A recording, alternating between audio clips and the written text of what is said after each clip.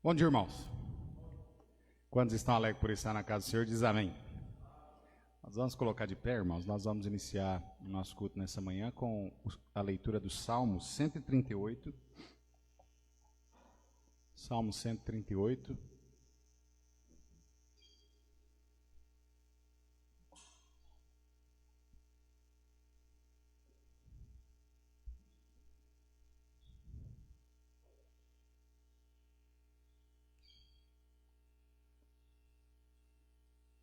Verso 1, Salmo 138, verso 1.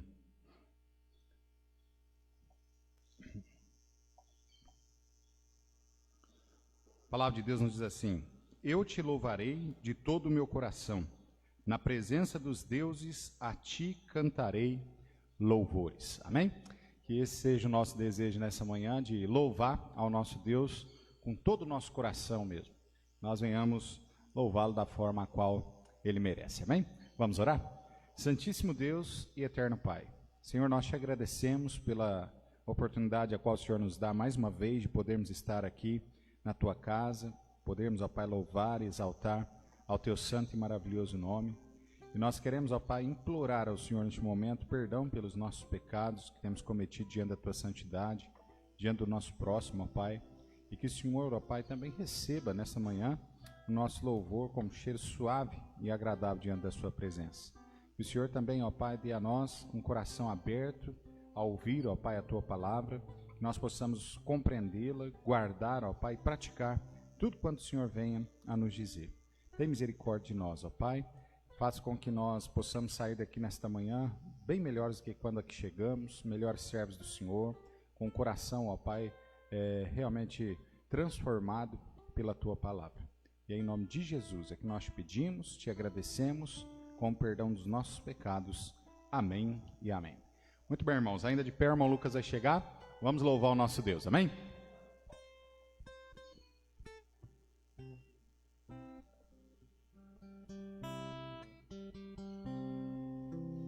Bom dia a todos.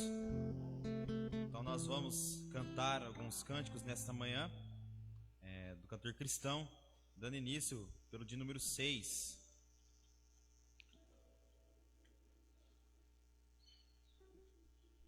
Glória ao Senhor.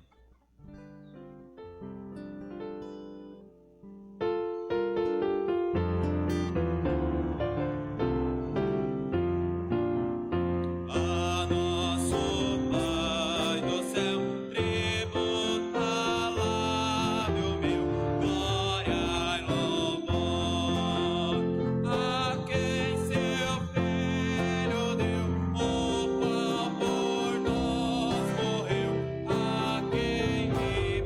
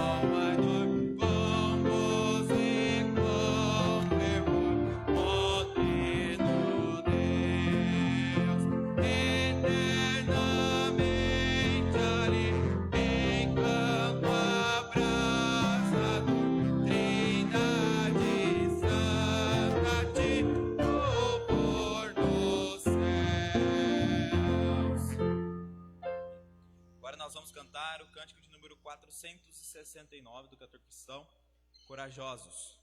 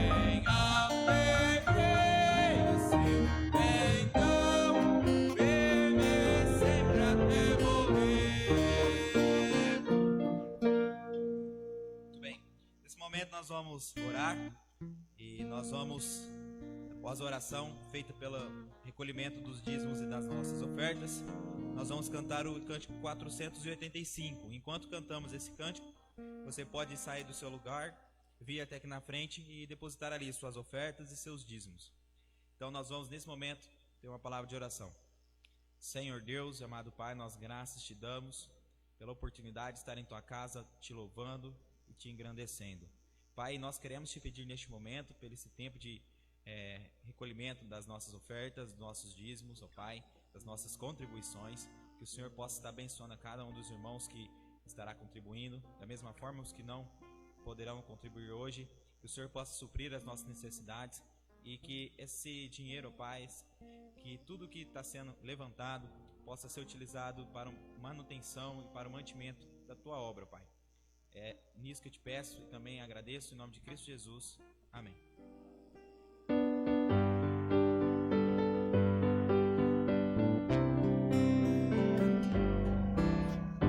As riquezas do mundo pouco valem pra mim, pois Jesus no teu reino das bebidas sem fim, do livro da vida te conservas cair, certo estou que meu nome foi escrito por ti.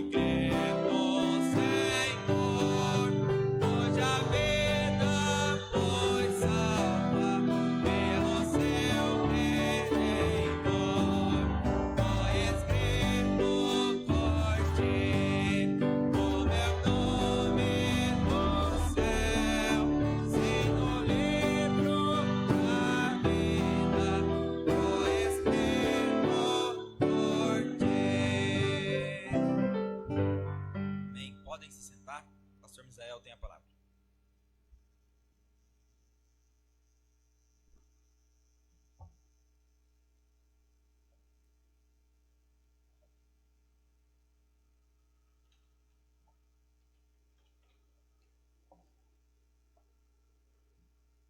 Glória a Deus por Cristo Jesus. Amém, irmãos? Nós temos hoje, o nosso nome escrito no livro da vida, justamente pelo sacrifício qual Ele, fez por nós ali na cruz do Calvário. Muito bem, realmente é um grande prazer, podermos estarmos aqui reunidos mais uma vez na casa do nosso Deus, e ainda que parcialmente, nós não podemos ter aqui todos os irmãos, mas isso já nos alegra o coração, essa coisa já está voltando, à normalidade, e nós cremos que em breve nós vamos estar todos juntos aí louvando e exaltando o nome do nosso maravilhoso Deus. Amém, irmãos? Mas, enquanto isso, nós continuamos, aqui servindo ao Senhor e adorando a Ele na sua casa, e os irmãos vão também adorando a Deus, na sua casa, assistindo as programações aí também no nosso culto, nós tivemos aí alguns problemas essa semana com o canal do YouTube, então ao vivo mesmo está sendo transmitido somente para o Facebook, e YouTube, depois de um tempo, cai lá também a transmissão do culto, mas não é em tempo ao vivo. Mas esteja orando, para que os irmãos que estão em casa possam continuar acompanhando também as programações junto conosco, adorando o nosso Deus, servindo o nosso Deus, aprendendo mais da palavra do nosso Deus juntamente conosco. Amém, irmãos? Vamos nos colocar de pé, nós vamos então dar seguimento ao estudo, das parábolas de Jesus, e eu convido os irmãos aí a abrirem suas Bíblias no Evangelho de Marcos, capítulo 4. Marcos, capítulo 4.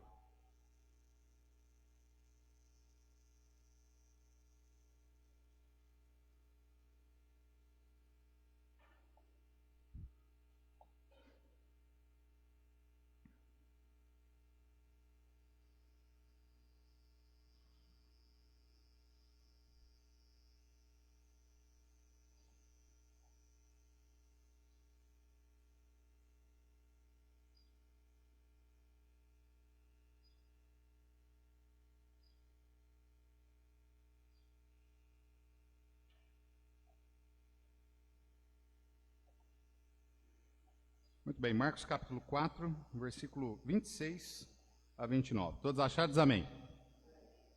A palavra de Deus nos diz assim: E dizia, o reino de Deus é assim como se um homem lançasse semente à terra, e dormisse, e se levantasse de noite ou de dia, e a semente brotasse e crescesse, não sabendo ele como. Porque a terra por si mesmo frutifica, primeiro a erva, depois a espiga, por último, o grão cheio na espiga. E quando já o fruto se mostra, mete-se-lhe logo a foice, porque está chegado a ceifa. Vamos orar. Santíssimo Deus, nós te agradecemos por tudo quanto o Senhor nos permitiu fazermos aqui nesta manhã, por poder louvar o seu santo nome. E agora, ó Pai, nós suplicamos ao Senhor que o Senhor fale aos nossos corações por intermédio da tua palavra.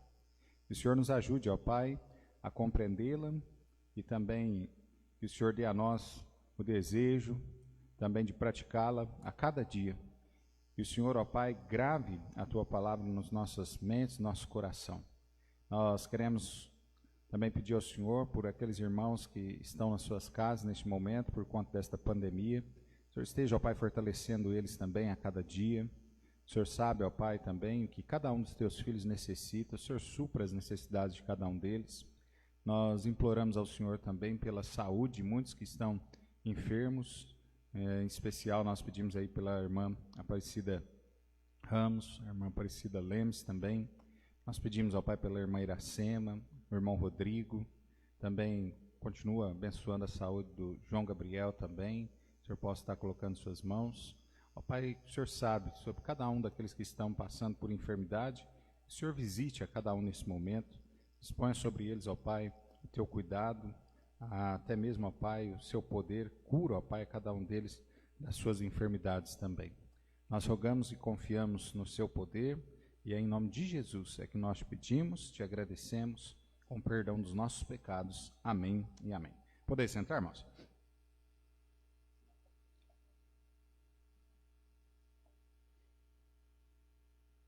Muito bem, na semana passada nós vimos sobre a parábola do semeador, né? A parábola do semeador, basicamente o que o Senhor Jesus Cristo ensinava ali aos seus discípulos e a nós, né, ali, era que nós devemos trabalhar em prol do reino de Deus. É a nossa obrigação irmos levar, né, o evangelho às pessoas, e essas pessoas então, aí dependerá do seu próprio coração, ou seja, da sua própria vontade, de receber a palavra de Deus ou não, ou rejeitá-la, né?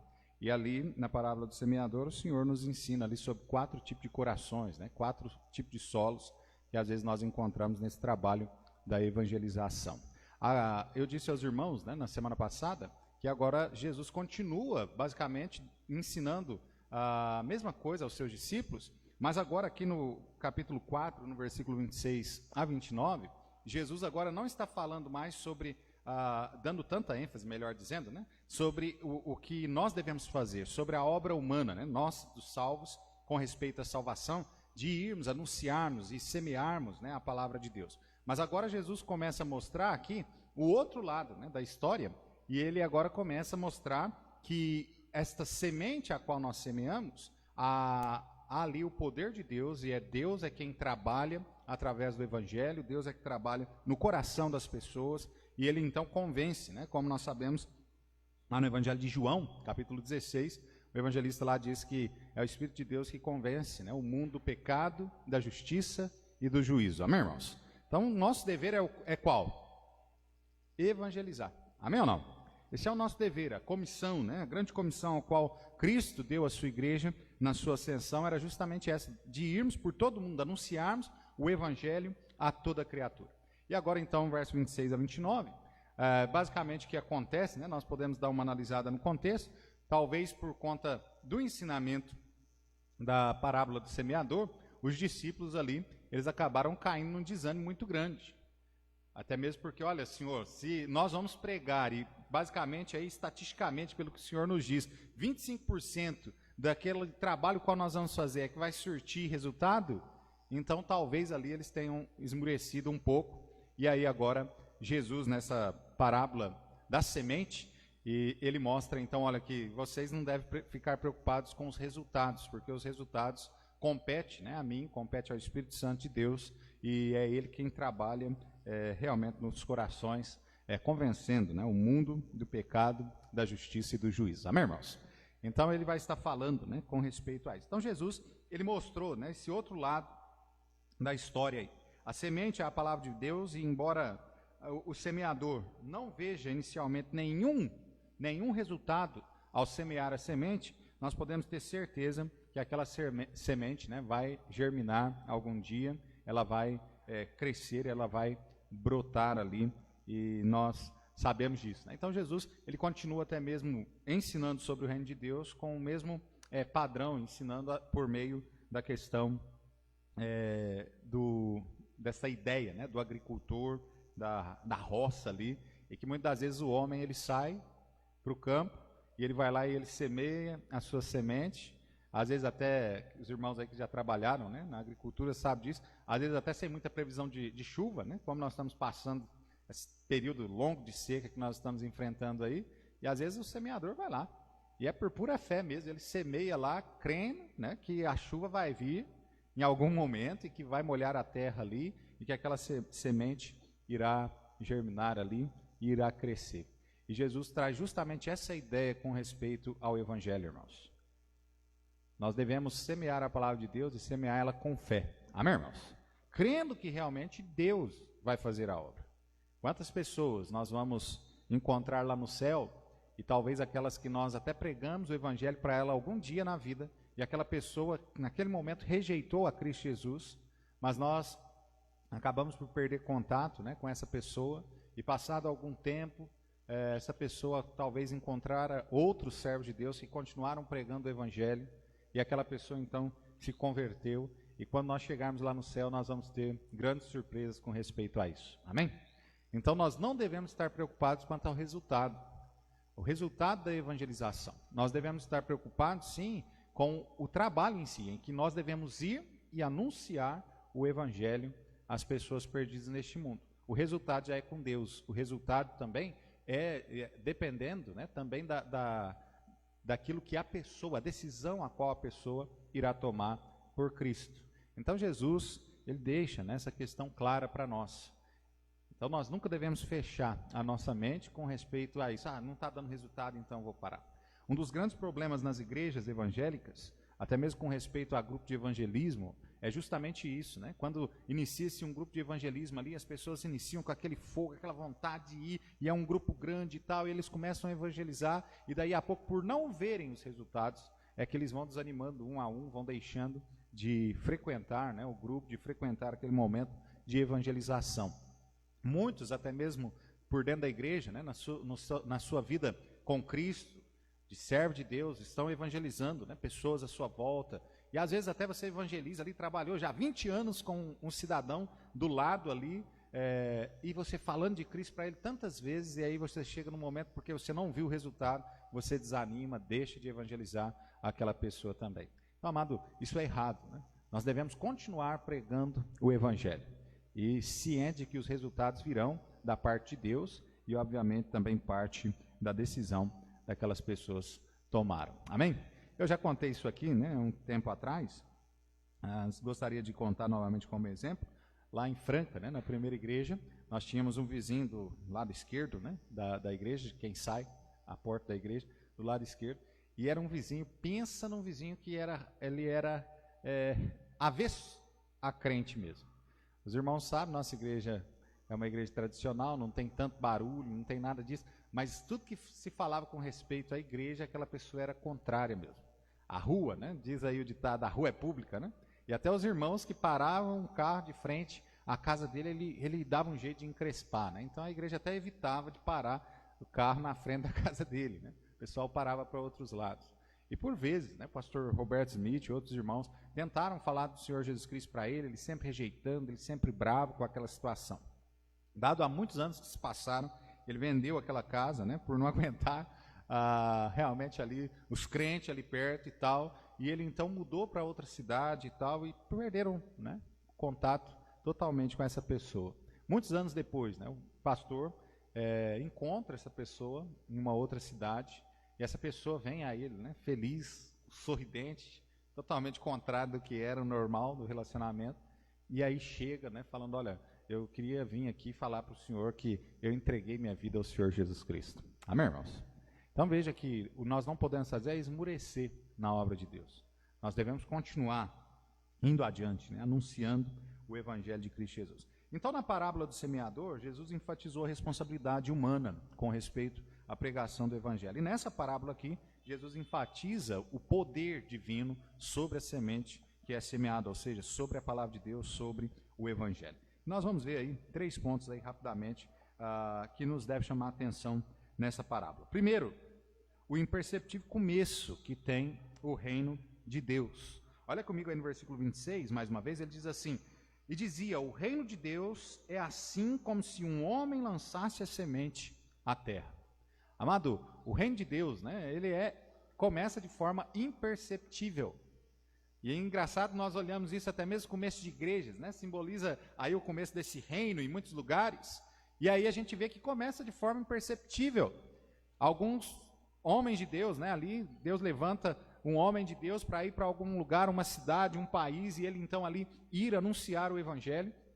E aquilo então, ele começa a trabalhar, ele começa a anunciar o evangelho, e uma pessoa se converte, outra pessoa se converte, e daí a pouco tem uma congregação de 20 pessoas, de 30 pessoas, de 50 pessoas, de 100 pessoas, e aquilo não para por aí.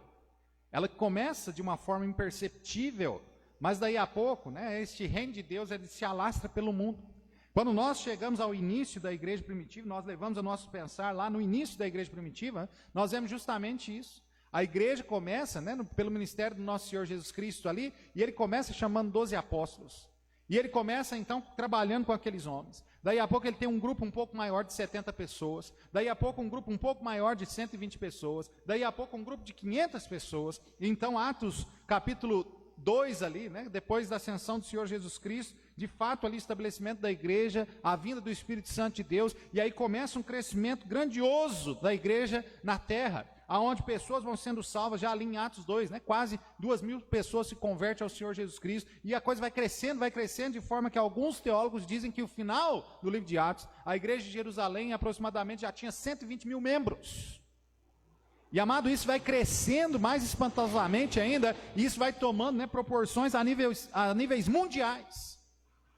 E a igreja de Cristo Jesus, ela continua crescendo pelas eras, pelos séculos, até chegar em nós. Amém? E nós até mesmo não temos condições, até mesmo de conseguir entender a magnitude deste reino de nosso Senhor Jesus Cristo, esse reino espiritual, ou seja, a igreja a qual foi implantada nesta terra. Nós não conseguimos entender. Às vezes nós olhamos, né, para as igrejas à nossa volta e nós falamos, nossa, mas tem tantas pessoas salvas aqui, tantas pessoas ali, mas a nível mundial nós não conseguimos entender sobre isso. Mas este trabalho, este início do reino de Deus começa muitas das vezes de forma imperceptível. A mesma coisa do evangelho nos nossos corações. Às vezes aquela primeira vez que você ouviu do evangelho foi até algo assim, rápido, às vezes até meio que superficial, mas foi algo que começou naquele dia a trabalhar no seu coração, a mover o seu coração, fazer você pensar nesta grande realidade da vida, que o homem que parte deste mundo sem Cristo estará, obviamente, no inferno pela eternidade, sofrendo ali as mazelas do inferno. E foram coisas pequenas que foram fazendo você abrir os seus olhos para isso. Então, amado, Jesus aqui chama a atenção dos seus discípulos, porque o reino do Senhor começa de forma imperceptível. Os irmãos se lembram, né? A vinda de Cristo Jesus, inclusive, não chamou a atenção. Quando Jesus nascera, né, o próprio Deus encarnado, não houve festa em Belém da Judeia, não havia ali holofotes, ele não estava ali sobre um trono de ouro de maneira nenhuma, mas ele nasceu dentro de uma estrebaria. Foi dado a ele como berço um coxo. Não havia ali uma numerosa multidão à sua volta ali aplaudindo, né, porque o rei do universo, o Salvador do mundo, havia chegado neste mundo. Não houve nada disso. Começou-se de uma forma imperceptível. Então, amado, nessa parábola Jesus não está falando, né, do reino escatológico, que nós bem sabemos, já temos falado isso semana passada, de que a vinda, né, do nosso Senhor Jesus Cristo, o estabelecimento do seu reino milenar, mas ele está falando sobre este reino espiritual, que já foi, né, estabelecido neste mundo, e que nós fazemos parte, nós que já entregamos a nossa vida ao Senhor. Amém? Quantos fazem parte desse reino? Levanta a mão. Amém. Glória a Deus, né? Então, como ele está falando aqui, como ele cresce, né? Este reino cresce e até mesmo cresce dentro de nós.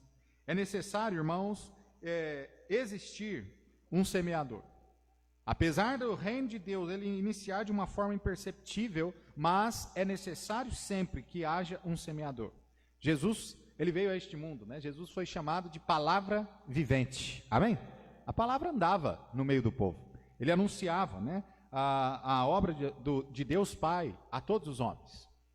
Posteriormente, quando ele assim se ausentou deste mundo, né, ele foi assunto ao céu, nós vemos ali que ele deixou então os seus discípulos, aqueles que serviam a ele, esta obra de ir e anunciar, de semear a palavra. A terra, né, como nós sabemos, ela não vai produzir de maneira nenhuma coisas boas naturalmente em grande escala. Não é assim? Você já teve um pedaço de terra, você sabe. Normalmente quando fica lá a terra e ninguém planta, ninguém cuida, o que começa a nascer ali é ervas daninhas, né? Praga mesmo. Então é preciso que alguém vá lá, né, trabalhar, plantar naquela terra, fazer algo ali que venha trazer frutos bons. E assim é a obra de Deus. Então a necessidade do semeador é para que a obra de Deus, o reino de Deus se expanda. É para que este mundo ele receba uma semente boa, ele receba realmente o evangelho de Cristo Jesus, para que haja crescimento, transformação na vida de cada um deles. Assim como no campo, né? Jesus ele demonstra isso. O semeador não pode fazer a semente crescer. Jesus deixa isso bem claro. Lá na roça você semeia, mas você não sabe se vai crescer ou não. Você só tem fé em que ela irá crescer. Amém, irmãos? E assim somos nós. Devemos semear na esperança de que aquilo vai germinar, de que aquilo vai crescer, de que nós vamos ali produzir frutos daquela terra. Nós vamos produzir frutos para o reino de Deus. E nós não podemos esquecer disso. Paulo, inclusive, falava sobre isso. Abra lá comigo rapidinho. 1 Coríntios capítulo 3, Paulo deixa isso bem claro para nós, 1 Coríntios capítulo 3, versículo 6 e o versículo 7, onde ele diz assim: eu plantei, Apolo regou, mas Deus deu o crescimento. Por isso, nem o que planta é alguma coisa, nem o que rega, mas Deus que dá o crescimento. Amém, irmãos? Nós não somos nada. Nós só devemos nesta obra, né, de evangelização do mundo, nesta obra da expansão do reino de Deus, nós só devemos nos ter como sendo pessoas privilegiadas por termos esta função de irmos e semearmos a palavra de Deus. Nós sabemos muito bem pelas Sagradas Escrituras, isso é uma obra que os anjos desejariam de fazer. Mas Deus deu este privilégio a cada um de nós, amém, irmãos? De forma que nós podemos ir e semear, anunciar as boas novas de Cristo Jesus a este mundo, mas sempre ciente de que o crescimento vai vir de Deus, da parte de Deus, e não de nós mesmos. Não é de nós mesmos. Por isso, algumas igrejas, né, têm sido ensinadas, até mesmo erroneamente, que, olha, se você ganha alguém para Cristo, você vai ter um galardão no céu.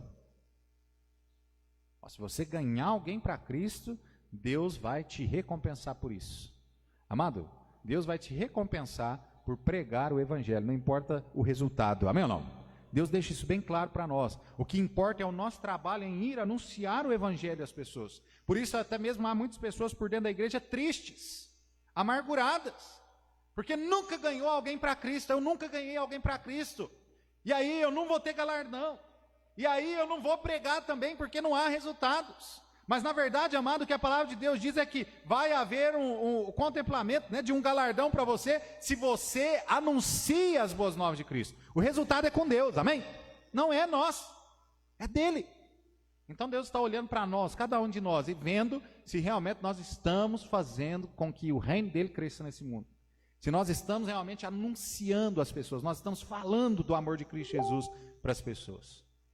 E é aí, amado, onde Deus irá nos galardoar. Então, se você tem ouvido, né, essa questão de que, olha, só quem ganha uma alma para Cristo é que vai ter o galardão, isso é uma tremenda mentira. Paulo deixa, né, desmonta isso aqui. O próprio Senhor Jesus Cristo, aqui na parábola do semeador, também desmonta essa questão, mostrando que o resultado é obra dele, não é nossa. Cabe a nós evangelizarmos, né? E óbvio, para evangelizarmos, nós devemos seguir aqueles padrões, né, de termos um bom testemunho, amém, irmãos? Porque se temos um mau testemunho, ali o nosso testemunho, óbvio, vai ser um impedimento para que outras pessoas cheguem a Cristo Jesus. Então devemos ter um bom testemunho, viver uma vida cristã correta e anunciar verdadeiramente o que é o evangelho de fato, que é Cristo, né, tendo nascido neste mundo, morrido naquela cruz, sendo sepultado, sendo ressurreto, e só nesta obra de Cristo Jesus é que há poder para perdão dos pecados e a salvação de todas as pessoas neste mundo. Amém? Então é anunciar o evangelho da forma correta. Então o semeador não pode fazer, né, a semente crescer, isso é uma obra de Deus. O semeador não pode entender o processo até mesmo desse crescimento. Olha o versículo 27, ele diz assim: e dormisse, se levantasse de noite ou de dia, e a semente brotasse e crescesse, não sabendo ele como. Então veja aí que o semeador não pode entender o processo. Nós não entendemos muitas vezes isso. Essa semana, né, passada, o Adriel teve um trabalho na escola aí, mesmo à distância aí, a professora passou um trabalho para ele. Eu acho que todos nós aqui fizemos esse trabalho na escola, que é aquele de plantar o feijão no algodão, né? Você planta lá, e aí você fica, todo dia você vai lá ver o que aconteceu. É interessante, porque de repente ali, aquele grão, né, ali ele morre ali e tal, e aí daí a pouco começa a nascer ali um brotinho. Mas você não vê o momento em que ele começa a romper e sair, você não vê isso. Você acorda no outro dia e você chega lá, rompeu. Não é assim? É assim. É inexplicável, não tem como você falar, nossa, fez isso. Ainda que a gente consiga, né, o Adriel está fazendo isso, ver uma fase por dia do que é que está acontecendo com a sementinha. Primeiro dia, pai, não aconteceu nada, não. Eu estou vendo aqui, mas interiormente, obviamente, está acontecendo alguma coisa naquele grão. Nós não estamos conseguindo ver. Daí a pouco passa o segundo dia, olha, começou a aparecer alguma coisa aqui, pai. No terceiro dia, olha, no quarto, daí a pouco, né, você tem lá um pedacinho lá, um pezinho de feijão. Mas a gente não consegue explicar e ver o processo todo. Assim também a obra, né, do Senhor nosso Deus. E é isso que Jesus aqui diz no versículo 27. Às vezes nós semeamos e tal, e nós não conseguimos ver como que de repente pessoas boas, não é assim? Pessoas boas, pessoas dadas pela sociedade como pessoas inteligentes, e aí a gente vai e anuncia o evangelho para ela, e ela não recebe Jesus. E de repente aquela pessoa que é desprezada, aquela pessoa que não tem escolaridade nenhuma, né? A sociedade despreza aquela pessoa, e você anuncia o evangelho para aquela pessoa, e aquela pessoa recebe a Cristo como seu Salvador. Como que de repente, aquele homem que era um latrocida, um estuprador, ele ouve do evangelho e ele recebe a Cristo no seu coração de forma verdadeira. Enquanto muitas pessoas, né, que têm o senso moral muito melhor do que aquele homem, humanamente falando, rejeitam a Cristo como seu Salvador. Nós não conseguimos entender os processos, irmãos. Nós não conseguimos entender como as coisas acontecem, mas nós sabemos que Deus opera no coração de cada uma dessas pessoas, amém, irmãos? Buscando, né, fazer com que elas entendam que Ele morreu por eles naquela cruz, que eles estão numa condição realmente terrível, que se eles morrerem sem Cristo, eles vão para o inferno mesmo. E não importa se está bem diante da sociedade ou se está mal diante da sociedade, todo homem está mal diante de Deus quando não recebe o Senhor Jesus Cristo como seu único e suficiente Salvador, amém? Diante de Deus não há um homem bom.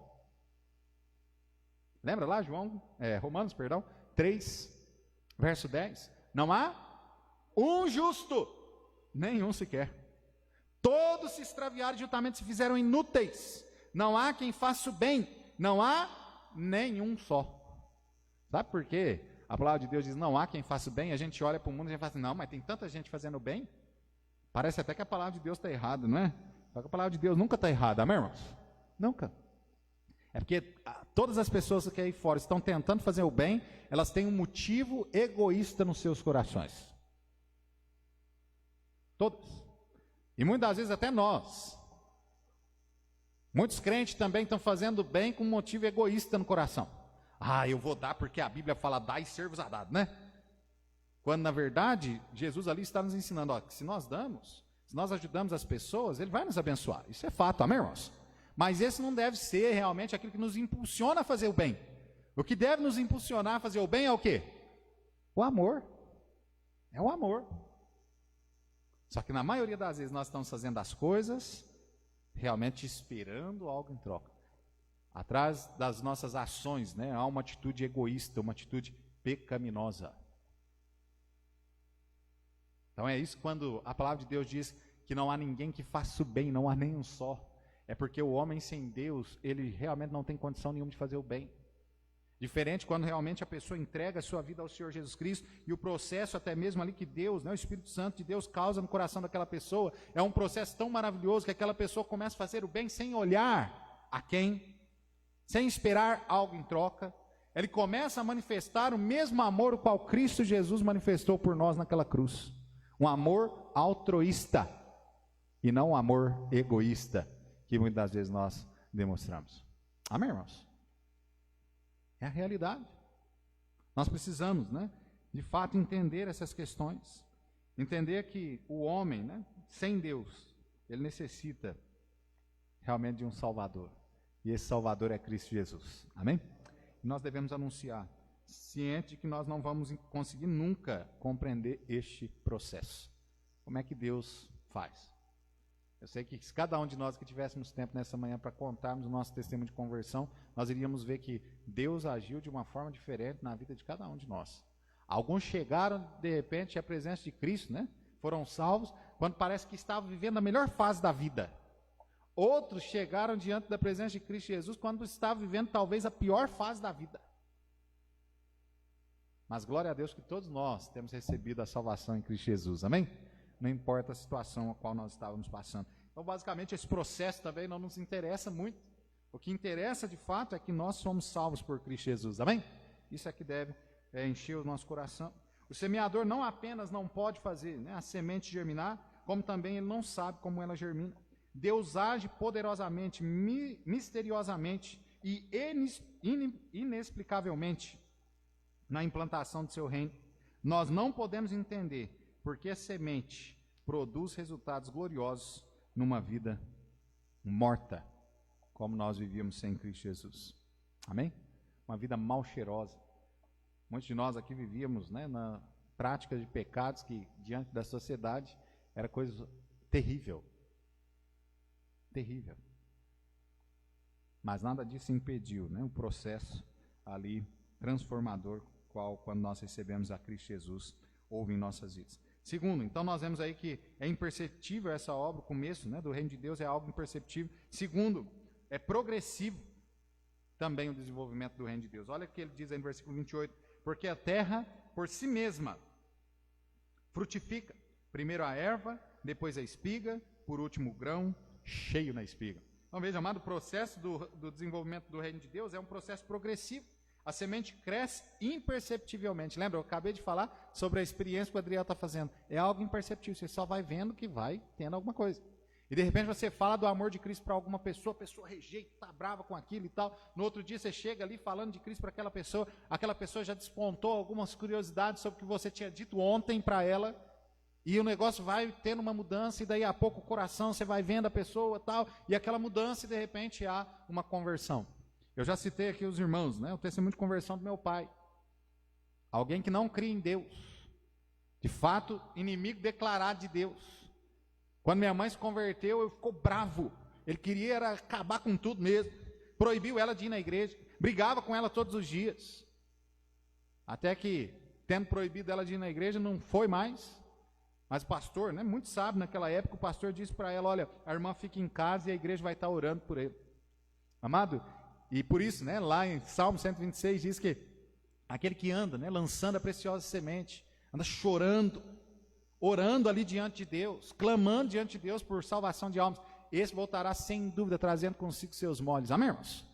E a igreja se pôs ali a orar, o pastor se pôs a orar, daí a pouco houve um quebrantamento no coração daquele homem que odiava Deus, odiava crente, de forma que ele mesmo chegou para minha mãe e falou assim, onde é que é aquela igreja lá que vocês iam?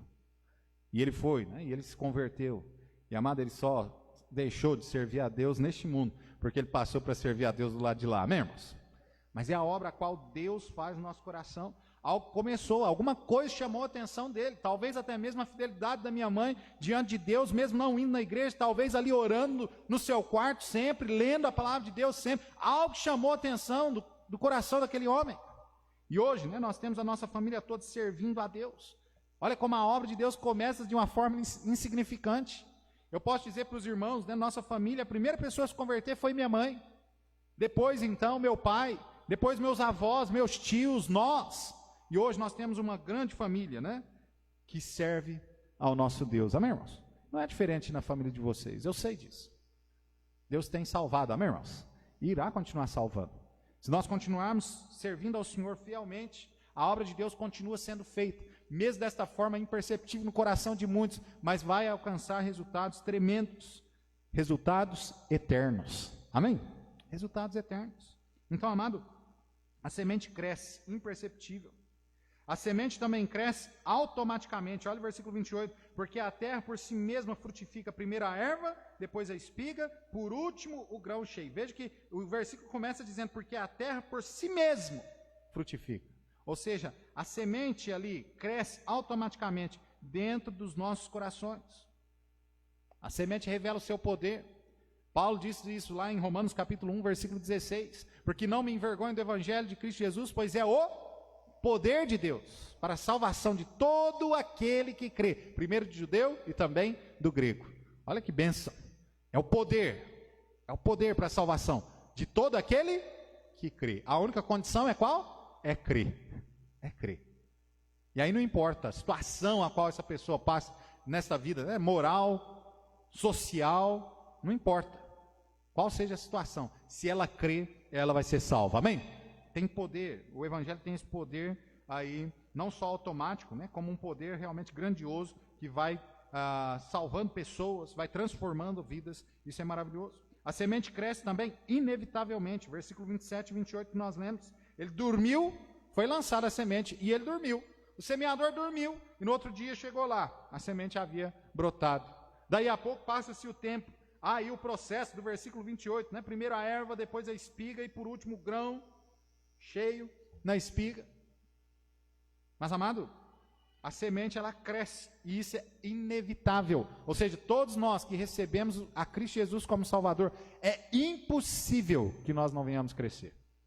É impossível que na nossa vida não haja transformação. É impossível que nós não venhamos ser libertos dos pecados que outrora nos prendiam. Isso é impossível. Então é inevitável o crescimento, amém, irmãos? De forma que ontem você estava sendo evangelizado, hoje você é quem evangeliza, amém ou não? Ontem você estava ali precisando de libertação e hoje você prega a libertação aos cativos. É um crescimento normal, natural na vida do cristão. O crescimento do reino de Deus é algo assim, é algo normal, natural. Natural. A semente, ela cresce, né? Inevitavelmente. Olha o que Paulo diz lá em Filipenses 1:6, ele diz assim: aquele que começou a boa obra em vós, há de completá-la até ao dia de Cristo Jesus. Amém? Até ao dia de Cristo Jesus. Ainda nesse momento, amado, eu estou cheio de pecado. Ainda nesse momento eu sou falho, miserável mesmo. Os irmãos já têm visto, né? Nesses quase 7 anos que nós estamos juntos aí, os irmãos têm visto que eu tenho muitas falhas, muitos defeitos. E talvez lá no começo, quando nós começamos a andar juntos, né? Quando eu comecei a pastorear essa igreja, talvez vocês não enxergavam, mas agora durante esse tempo, vocês estão enxergando. Da mesma forma, eu com vocês, né? A nossa proximidade faz com que nós enxerguemos tantas qualidades quanto os defeitos uns dos outros. Mas, amado, tanto os meus defeitos quanto os seus defeitos, tanto os meus pecados quanto os seus pecados, vai chegar um dia que isso tudo vai terminar, porque nós vamos ser aperfeiçoados completamente diante de Cristo Jesus. Amém? O processo da vinda de Cristo, o processo realmente de quando Jesus Cristo irá estabelecer o seu reino. Na nossa morte, a palavra de Deus diz, após a nossa morte, na nossa ressurreição, na vinda de Cristo Jesus, nós teremos os nossos corpos transformados, nós teremos aquilo que é revestido de mortalidade, será revestido de imortalidade, aquilo que é corruptível será revestido de incorruptibilidade, nós seremos tal como Ele, Jesus Cristo é. Amém, irmãos? Então veja, olha que maravilha, é um processo inevitável na nossa vida, que está acontecendo dia após dia. Isso é o reino de Deus operando em nós. A semente cresce gradualmente, irmãos, e não vamos esquecer disso. Olha o versículo 28, mais uma vez, dizendo aí sobre essa questão. Primeiro a erva, depois a espiga, depois o grão. Tem um monte de gente que acha que a pessoa entregou a vida a Cristo Jesus ontem, ela já tem que ser igual a ele hoje. E de repente você já tem 10, 15, 20 anos de conversão. E se você olhar para você, você vai ver que tem muita gente que se converteu depois de você, bem depois de você, que está muito melhor que você. Mas de fato, Deus está operando em cada um particularmente, da forma como Ele quer. Amém, irmãos? E só vai haver transformação na nossa vida também, completa, se nós assim deixarmos o Espírito Santo de Deus, a palavra de Deus operar em nossas vidas. Se nós ficarmos relutantes, se nós colocarmos a nossa vida, não, eu não quero, você nunca vai melhorar. Por isso que tem tanto crente dentro das igrejas que não muda, não tem transformação, está com o mesmo pensamento egoísta de quando era perdido, achando, não, o evangelho é para mim só, né? É só para mim. Nós passamos por um processo assim, né? Nossa igreja, lá em Franca, quando nós estávamos lá, a igreja passou por um processo, uma mudança, e agora a igreja estava tendo muitas pessoas, né, dependentes químicos e tal, e um grupinho da igreja estava resistente quanto a isso. Porque não, esse negócio, essas pessoas, não sei o quê. E de repente, né, o pastor vai e prega e o Espírito Santo de Deus fala no coração deles, o evangelho é para quem? Para quem que é o evangelho, gente? Para todos. Não importa a situação que a pessoa está, é para todos. E essas pessoas começam a se converter e vêm para dentro da igreja, né? E outras pessoas vão chegando também e vão se convertendo. E hoje nós temos dentro desses que outrora eram rejeitados, hoje estão na liderança da igreja, amado. Porque o evangelho tem poder salvífico e transformador, amém, irmãos? E essas pessoas estão sendo uma bênção para a igreja. Estão sendo uma bênção.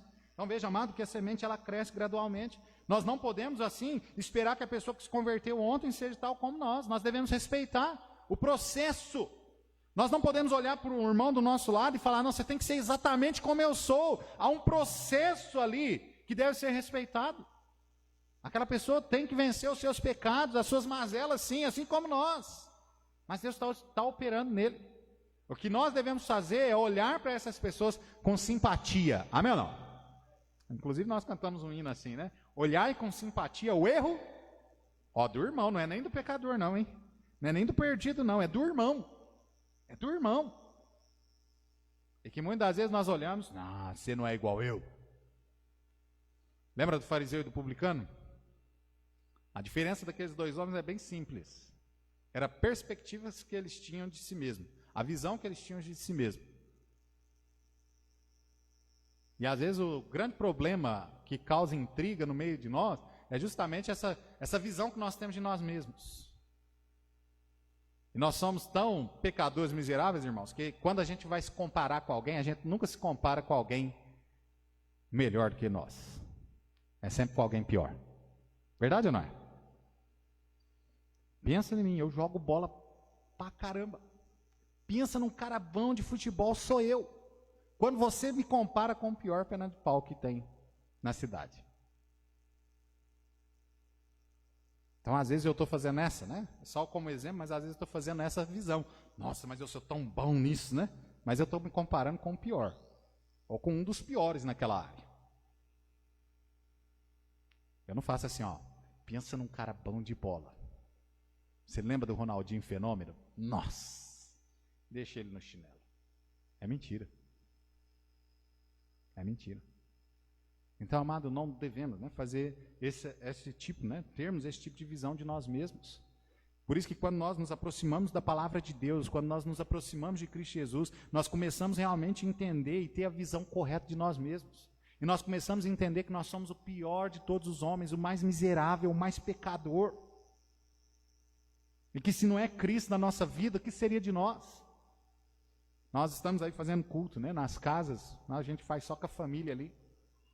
Na sexta-feira, até falei isso no grupo, né, para quem quiser marcar.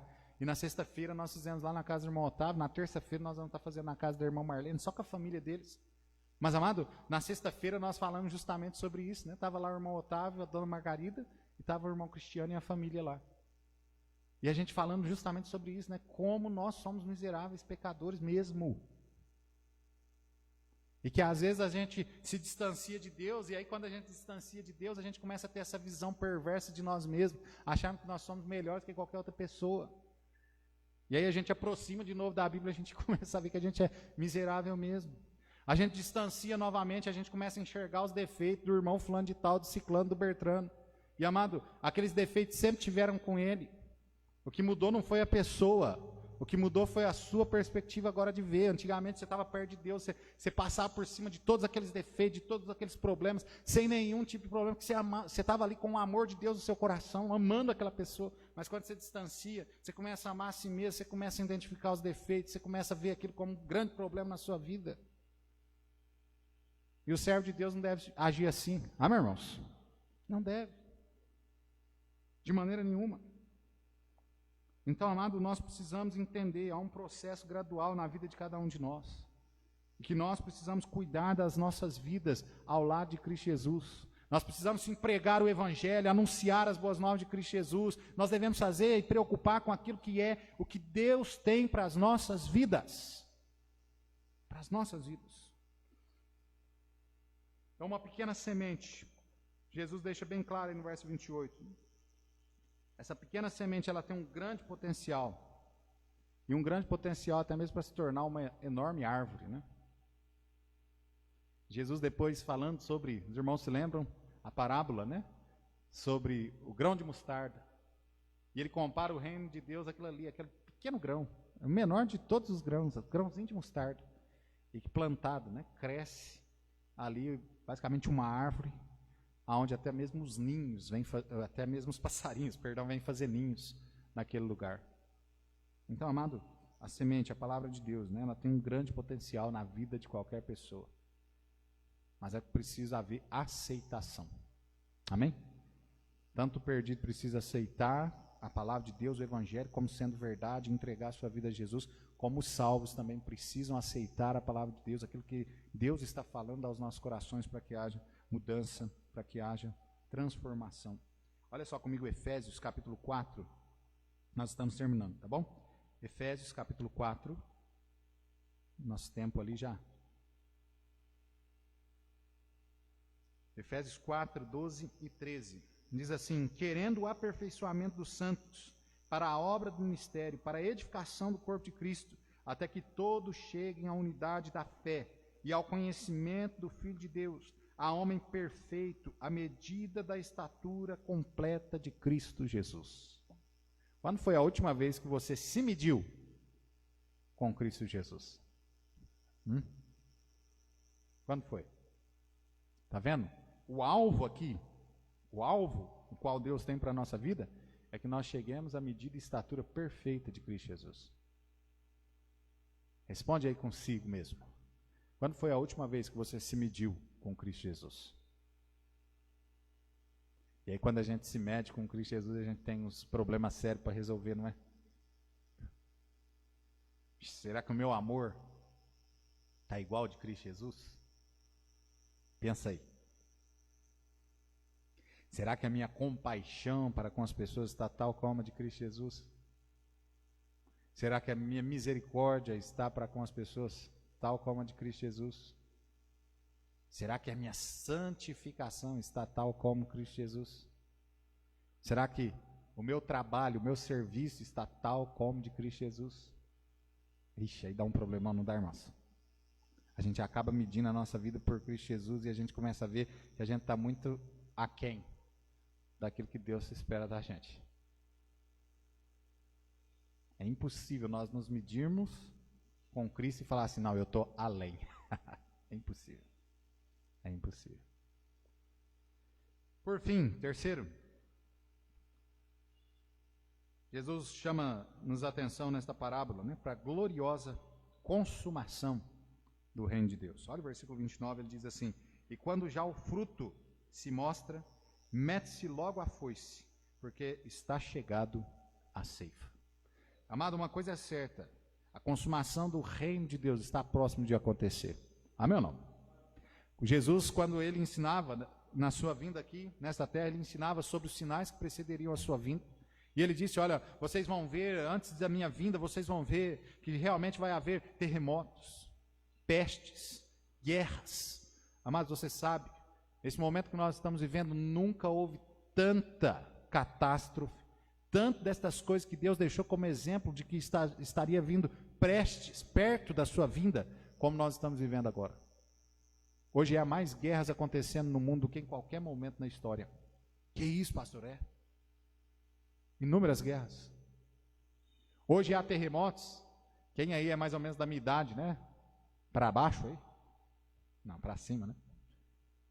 Estudou na escola tal como eu. Olha, Brasil é impossível ter terremoto. Nós estamos em cima de uma placa tectônica intacta. Não tem como ter terremoto aqui.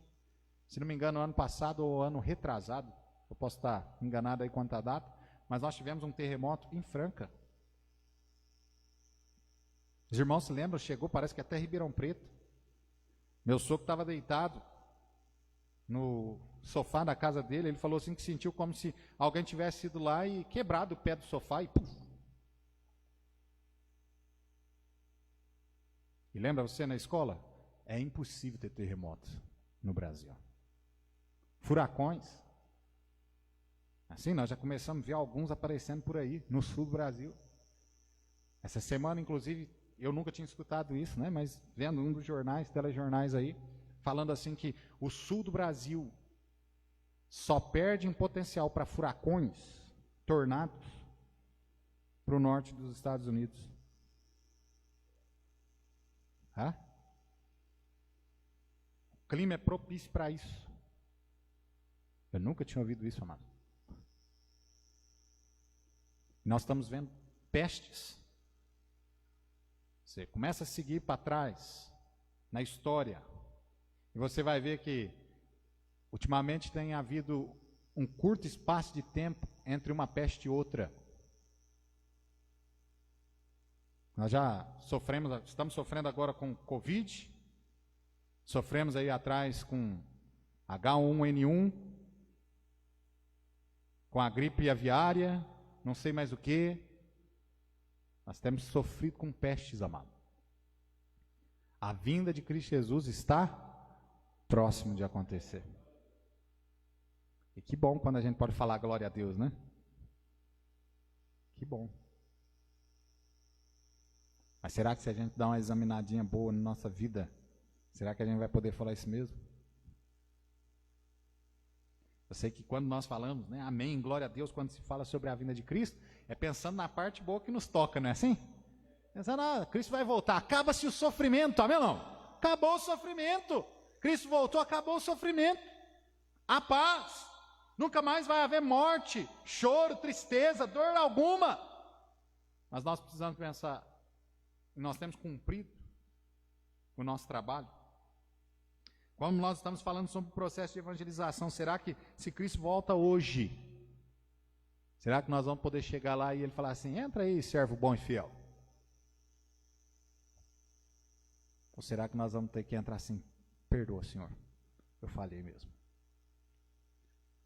Igual os católicos faziam antigamente, né, quando entravam ali para confessar seus pecados ao padre, e a primeira frase era, perdoa, padre, eu pequei, né? E nós vamos entrar no céu, será que desse jeito? Perdoa, Senhor, eu estou em dívida mesmo. Então, amado, Jesus mostra, né, que está perto desta gloriosa consumação do reino dele. A vinda de Cristo Jesus está próxima e por isso nós devemos continuar trabalhando. Amém ou não? Continuar semeando, buscando as nossas vidas, agradar a Deus, no trabalho a Deus, buscando a santificação também para que Deus se agrade da nossa própria vida. Abandonando as coisas deste mundo, nos conformando com Deus, chegando próximo realmente à perfeição, à medida e estatura perfeita de Cristo Jesus. Lembra que Paulo diz lá em Romanos 12, versículo 1 e 2, rogo-vos, pois, irmãos, pela compaixão de Deus, que apresentei os vossos corpos em sacrifício vivo, santo, agradável a Deus, que é o vosso culto racional, e não vos conformeis com este mundo, mas sede transformados pela renovação do vosso entendimento, para que experimenteis qual seja a boa, agradável e perfeita vontade de Deus. O que Deus espera de nós é que nós venhamos realmente viver da forma qual Ele nos ensina pela sua palavra. Por isso Paulo diz lá no versículo 2, que nós devemos ter a nossa vida transformada, renovada, conforme o entendimento que nós obtemos da sua palavra. Amém, irmãos?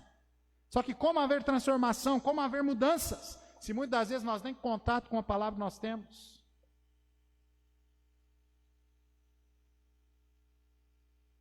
Sede transformados pela renovação do vosso entendimento. Esse entendimento que obviamente, né, vem da palavra de Deus. Então nós devemos ter isso em nossa mente. A vinda de Cristo está próxima. Também devemos ter paciência nesse trabalho qual Ele nos disse que devemos fazer. Amém? Paciência. Tiago, né, disse isso lá em Tiago capítulo 5, versículo 7. Versículo 8, nós estamos terminando, diz assim, sede, pois, irmãos, pacientes até a vinda do Senhor, eis que o lavrador aguarda com paciência o precioso fruto da terra, até receber as primeiras e últimas chuvas. Sede vós também paciente, fortalecei-vos os vossos corações, pois a vinda do Senhor está próxima. É ser paciente, continuar pregando. Ser paciência não é, de maneira nenhuma, irmãos, ausência de trabalho. Ser paciente não tem nada a ver com estática. Amém ou não? Não é isso. Ser paciente é continuar fazendo o que você está fazendo, sofrendo ali o labor, paciente, esperançoso de que vai dar certo, vai ter resultado. Amém? É isso que nós devemos fazer. Devemos trabalhar e esperar a colheita final. Nós recebemos a ordem de semear, mas Deus detém um controle soberano sobre o crescimento, e é isso que Jesus falou aqui durante todo o período da parábola aqui da semente. Quando o fruto estiver maduro, então vai vir a gloriosa ceifa. Jesus está falando isso. O que é este fruto maduro aqui que Jesus diz no versículo 29? Amado, é quando o seu reino chegar na sua totalidade, seu reino espiritual. Quando a última pessoa que irá ser convertida nesta era, nessa dispensação da graça se converter, então o Senhor Jesus Cristo deixará o seu lar, sua glória, e virá a este mundo. Estabelecerá aqui o seu reino milenar, e posteriormente entregará esse reino a Deus, né? E haverá ali o reino eterno do nosso Deus. Amém, irmãos? Então é isso. É isso que a palavra de Deus, é isso que Jesus aqui estava ensinando. Concluindo, irmãos, eu convido os irmãos, nós vamos concluir com esse texto. João, capítulo 9. João, capítulo 9.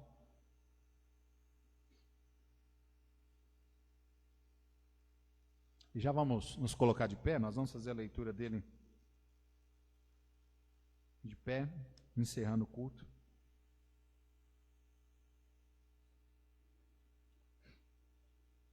Evangelho de João, capítulo 9, verso 4. Vamos ler todo mundo junto? Então leamos. Convém que eu faça as obras daquele que me enviou enquanto é dia. A noite vem quando ninguém pode trabalhar. Amém, irmãos?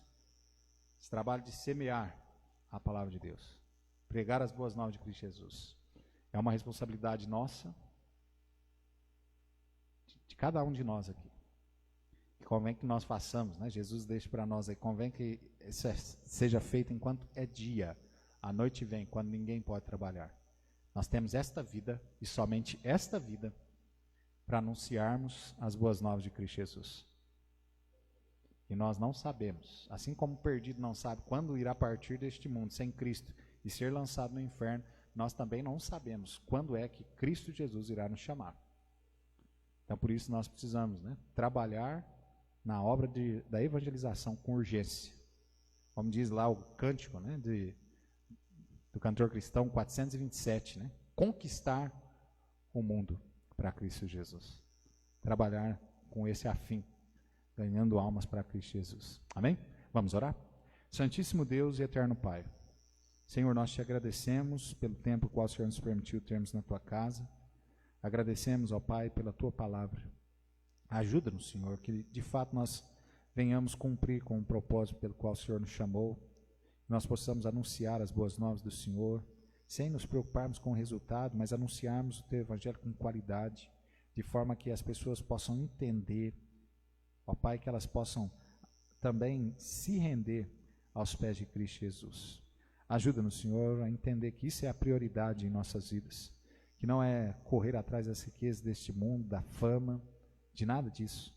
Que o Senhor nos ajude também a olharmos aos nossos irmãos, as pessoas perdidas, com o mesmo amor, com a mesma compaixão, com a mesma misericórdia, a qual o Senhor demonstrou para conosco.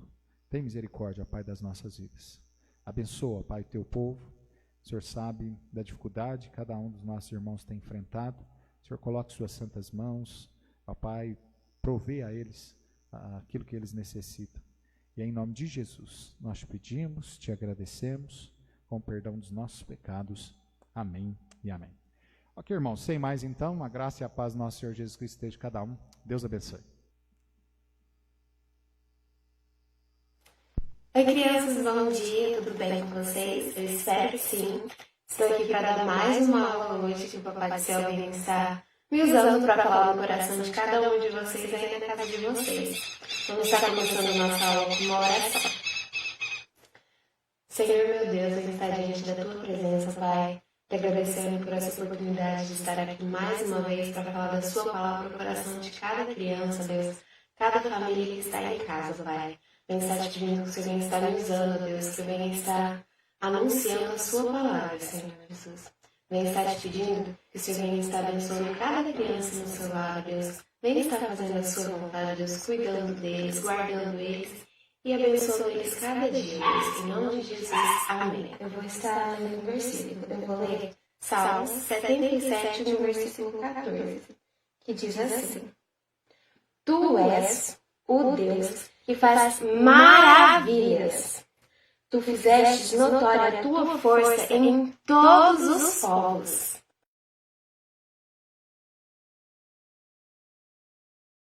Agora vamos para a nossa história. Nossa história está aqui em Marcos 2, do versículo 1 ao versículo 11. Hoje vamos falar sobre milagres novamente. Vamos falar sobre o milagre do Senhor Jesus em um paralítico. Em um paralítico que teve a ajuda de seus amigos para que eles pudessem chegar na presença do Senhor Jesus. Quem aí não tem um amigo, né? Aquele bom amigo que está sempre ao nosso lado, nos ajudando, nos apoiando e que se precisar vai fazer qualquer coisa para nos ver bem, para nos ver feliz, com uma saúde muito boa. Então, nessa história, esse paralítico, ele tinha muitos amigos, e esses amigos se importavam de verdade com ele e ajudaram ele a chegar no Senhor Jesus. O Senhor Jesus andava por muitos lugares, pregando a sua palavra e realizando milagres. E por conta dele estar sempre pregando e fazendo milagres, sempre ao lado dele havia uma grande multidão que queria ver os feitos do Senhor Jesus. Neste dia, o Senhor Jesus estava pregando em uma casa. Logo, havia muitas pessoas, no qual não cabia mais ninguém naquele lugar.